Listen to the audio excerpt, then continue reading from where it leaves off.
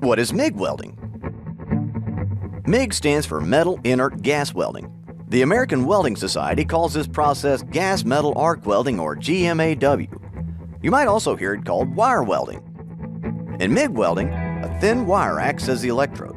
This wire is fed from a spool mounted on a gun or inside the welding machine through a flexible tube and out of the nozzle on the welding gun or torch.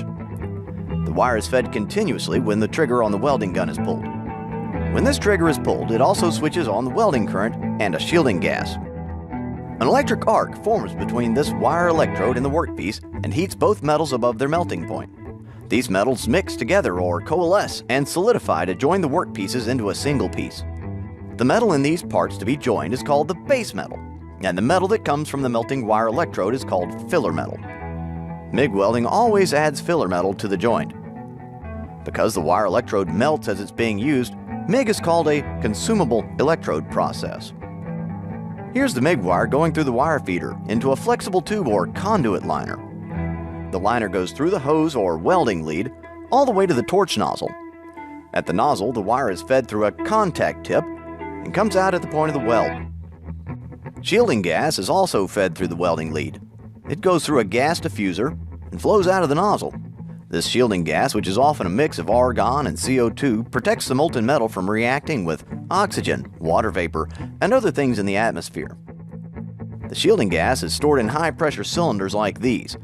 The pressure is reduced to a usable level by a device called a regulator. In MIG welding, all the machine controls are set on the machine itself. The most important of these are polarity, wire speed, and voltage.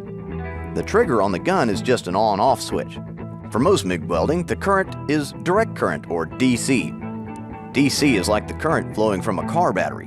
One wire is always the negative, and one is always positive. In DC MIG welding, the electrode is usually positive and the workpiece is negative. The term DCEP is used, indicating that the current is direct current and the electrode is positive. This is also called reverse polarity, but DCEP is a more descriptive term. In an electric circuit, the current flows in a loop. In MIG welding, the current has to flow in a complete circle from the machine to the torch, into the work, and back to the machine. A work lead is clamped to the work to complete the circuit from the workpiece back to the machine. So, in summary, MIG welding is an electric arc welding process. It uses a consumable wire electrode. Filler metal is added automatically, and the shielding gas comes from a high-pressure cylinder.